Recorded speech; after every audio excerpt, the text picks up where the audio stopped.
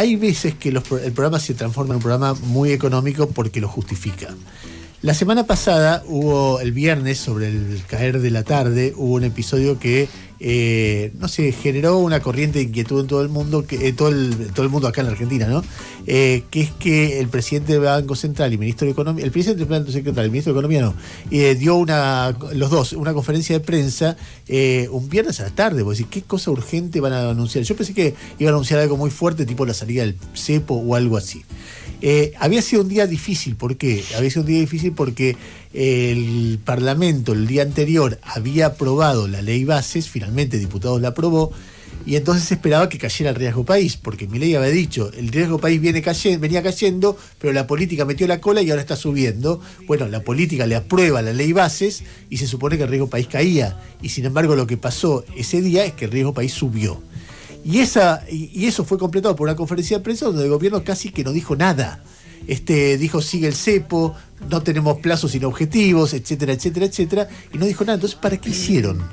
Y durante todo esto convivía con problemas con el Fondo Monetario, ruidos con el riesgo país, ruidos con informes financieros, varios que decían, el gobierno no está teniendo una buena estrategia respecto de la cuestión cambiaria, etcétera, etcétera, etcétera.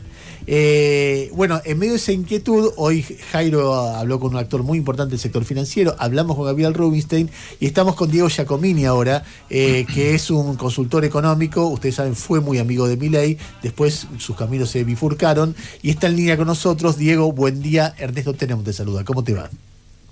¿Qué tal? Buen día, Ernesto. ¿Cómo andan todos por ahí? Muy bien. A ver, contanos qué es lo que estás viendo. Con respecto a lo que estabas diciendo sobre la conferencia del viernes, conceptualmente yo creo que es una conferencia que al gobierno le ha hecho daño. Fue una conferencia nociva, porque, como bien vos dijiste, ¿qué está sucediendo? En el último mes casi no se liquidaron dólares y no se acumularon ninguna reserva en el Banco Central. Primer hecho negativo. Segundo hecho negativo. El viernes, después de la sanción de la ley bases, el dólar subió, los dólares libres, Blue, contado con liqui, MEP, los tres subieron, alcanzando respectivamente sus valores récord en términos nominales. Segundo dato negativo. Tercer dato negativo, el riesgo país tocó 1.456 y siguió con su tendencia alcista, que había encontrado un piso en abril de 1.143 y llegó a 1.456. Tercer dato negativo. Y por último, cuarto dato negativo, hace 2 meses, y se profundiza el último mes y el último día, el Merval, medido en dólares, por ejemplo, contado con liquidación, ha caído también. O sea, te acabo de dar 4 datos de la realidad que ilustran que el gobierno no está yendo bien. Ahora, o que el mercado ve que no le cree más o le cree menos y que realmente necesita un cambio importante de política económica. Entonces, ¿qué sucede? En este evento, con todos estos eventos sobre la mesa, y si se anuncia un viernes a las 5 de la tarde una conferencia, el gobierno tomó el toro por las astas y va a anunciar cambios profundos de política económica porque leyó la realidad. Bueno, nada de esto sucedió. O sea, hubo una conferencia en la cual arriba de la mesa no se dijo absolutamente nada. Y lo peor, que en forma solapada, por debajo de la mesa, el gobierno dijo al FMI, porque hay que leerlo también, no voy a devaluar como ustedes quieren, voy a seguir con el crawling peg del tipo de cambio oficial del 2%, que todo el planeta sabe que es inconsistente en términos dinámicos, pero le comunicó al FMI solapadamente, voy a seguir con él. Ustedes quieren que yo abra el cepo, pero yo no voy a seguir, no voy a abrir el cepo. Y tercero, como si fuera poco, Los anuncios que hicieron el dúo de burócratas, lo único que dijeron es, vamos a seguir haciendo lo que el presidente Milei anunció hace mucho tiempo que iba a hacer, que encima también es inconsistente en términos dinámicos, porque básicamente dijo, ya está asegurado el déficit fiscal cero, y esto es una política de Estado que no va a cambiar, ya está consolidado.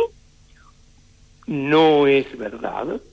El déficit fiscal financiero va a aparecer de vuelta en el horizonte más adelante en el tiempo. De hecho, cuando uno mira los números seguidos de enero, febrero, marzo, abril, el resultado fiscal financiero positivo se viene achicando y va tendiendo hacia cero. Punto número 1. Punto número 2. Dijo, ahora se viene la etapa de la emisión monetaria a cero, y acá vienen los grandes problemas. Punto número 1. Nos mintieron entonces hasta ahora, porque desde el comienzo del gobierno dijeron que no iban a emitir absolutamente más, y ahora a los 6 meses dicen que no van a emitir más. Sí, a ver, no mintieron, obviamente. Cuando vos mirás los últimos 2 meses, la base monetaria creció 41.4%, los billetes y monedas en la calle crecieron 30%, la oferta de M2 creció 25.8%. O sea, sí, nos mintieron. No termina ahí. Sigue. Bueno, a partir de ahora va a haber emisión monetaria cero. Les cuento. Y acá viene la inconsistencia, por un lado, que es mentira por el otro. ¿Por qué? Porque si sigue habiendo cepo, que dicen no lo voy a levantar, y sigue la obligación de liquidar dólares de parte de los exportadores en el Banco Central, no se puede terminar la emisión monetaria. ¿Por qué no se puede? Porque el Banco Central técnicamente no tiene control sobre la cantidad de dinero. ¿Y por qué no tiene control? Muy sencillo. Si viene un exportador y le liquida $100, tiene que emitir los 920 pesos por 100. Si viene un exportador y le liquida $10.000, tiene que emitir los 920 pesos por 10.000. ¿Por qué? Porque está obligado a comprar esos dólares. Y los dólares acá, a ver, las operaciones de cualquier banco central del mundo comprando divisas, todos los bancos centrales compran las divisas con emisión monetaria. Ahora, si emito para comprar los dólares de los exportadores, tiro base monetaria al mercado. Y que si no me gusta la cantidad que tiré, los voy a tener que sacar. Y los voy a sacar con pases, con lo cual tampoco se ponen los pases. Pero dicho esto y más de fondo, ¿dónde se agranda todavía más la mentira? Y esto la audiencia va a abrir los oídos de manera glamorosa. Argentina es un país endeudado, como todos los países. Mucho más que la mayoría de los países, sí, mucho más. ¿Qué sucede? Si un país está endeudado, tiene que pagar primero intereses de deuda y además después tiene que amortizar, aunque sea alguna partecita de la deuda. ¿Ok? A partir de este año y sobre todo a partir del siguiente, hay que empezar a pagar los 45.000 millones de dólares que se le debe al FMI y los 65.000 millones de dólares que se le deben a los bonistas Nueva York. Esos son 110.000 millones de dólares. Nombro eso nada más. La deuda total es más de 400.000. ¿Pero qué quiero decir? Para honrar los intereses hay que comprar los dólares. Y, por ejemplo, en el caso del FMI, la deuda se pone en cabeza del Banco Central. Y los dólares los tiene que conseguir el Banco Central. Bueno, tiene que emitir para conseguir los dólares. Entonces vemos que es una mentira. Salta uno y dice, salta alguien del gobierno y me podría decir, pero Diego, no mientas vos. Hay otra opción. Sí, es verdad, hay otra opción. ¿Cuál es la otra opción? Que haya un superávit, si hay que pagar intereses de deuda por 4% del PBI, que haya un superávit primario antes de intereses de 4% del PBI.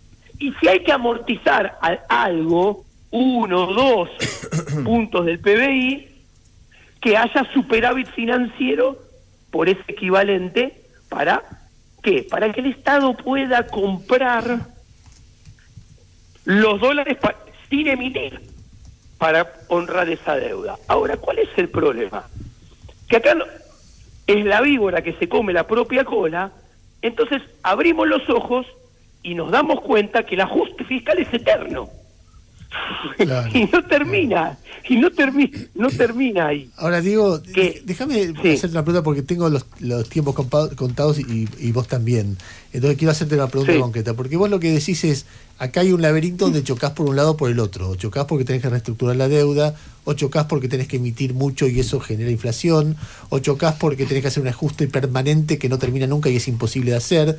Pero lo que si yo sigo la línea de puntos que vos estás marcando, al final de esa línea hay una palabra que es crisis. Hay una situación donde todo esto que parece ir mejorando un poco mejor, como la inflación más atada, el déficit fiscal más controlado, ese orden que le da Milei es un orden muy frágil que, dadas las circunstancias actuales, más el endeudamiento, etcétera, termina en un lío fuerte en algún tiempo. Serán 6 meses, será un año, etcétera, pero que es un camino que ya el gobierno no lo puede evitar.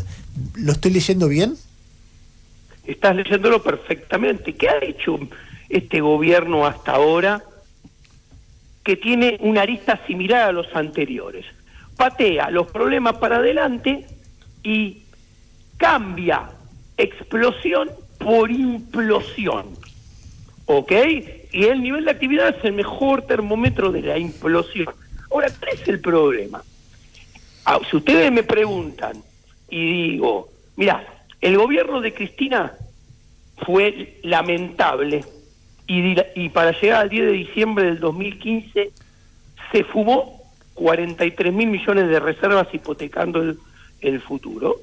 Si a esto le sigo, el gobierno de Macri que vino después fue lamentable, hipotecó el futuro para llegar al 10 de diciembre del 2019, tomando deuda por 45.000 millones de dólares con el FMI. Y si después le agrego, el gobierno de Alberto fue lamentable también e hipotecó el futuro para llegar al 10 de diciembre del 2023, no pagando nada de deuda, agrandándola y trasladándola a este gobierno que tiene vencimientos de deuda al tipo de cambio de hoy por 215.000 millones de dólares hasta final del mandato. O sea, le vencen el 66% del PBI antes que se vaya, lo cual es impagable. Argentina, si sigue así, técnicamente va hacia el default, y hay que decirlo con toda la palabra. A ver, si tenés 3 presidentes que hipotecaron el país para llegar al 10 de diciembre y juntaron todos los problemitas para que los problemones sean entre el 2024 y el 2027, está claro que la capacidad de gambetear los grandes problemas macroeconómicos, como hicieron todos hasta ahora, son cada vez menores. Y en el límite son casi imposibles ya. Entonces, lamentablemente, y acá se entiende, porque yo, por un lado, remarco que Javier Milei no tiene nada de liberal y es un conservador populista de derecha rancio. Se entiende que, ¿por qué remarco eso por un lado? Y después remarco todas sus inconsistencias y las vivo explicando, porque estuviera quien estuviera, evitar los grandes problemas y el impacto de los grandes problemas macroeconómicos en el 2024-2027 es imposible. Uh-huh. Entonces, ¿qué me preocupa a mí?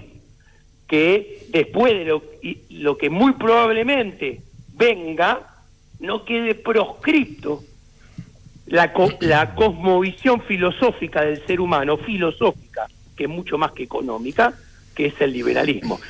Y le termine achacando la culpa de toda esta monstruosidad al liberalismo y no a Milei.